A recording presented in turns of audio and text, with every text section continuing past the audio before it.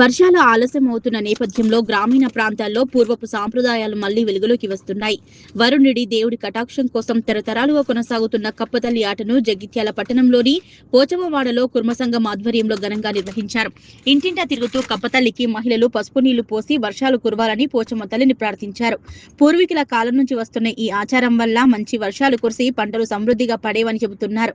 వర్షాభావంతో ఆందోళన చెందుతున్న రైతులు వరుణ దేవుడిని కరుణించి సమృద్ధిగా వర్షాలు కురిపించాలని వేడుకుంటున్నారు. ప్రస్తుతం ఈ కప్పతల్లి ఆటలు జగిత్యాల పట్టణంలో ప్రత్యేక ఆకర్షణగా నిలిచాయి.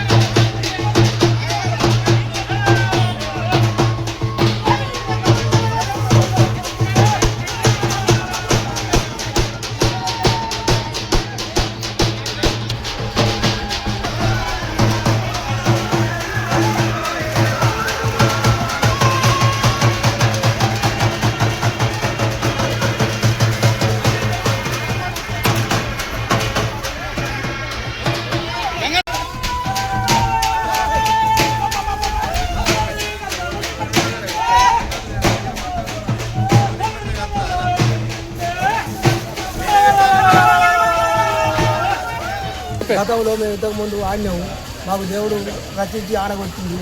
అయితే ఇప్పుడు అలాగనే మళ్ళా కొట్టాలని మేము ఆడుతున్నాము.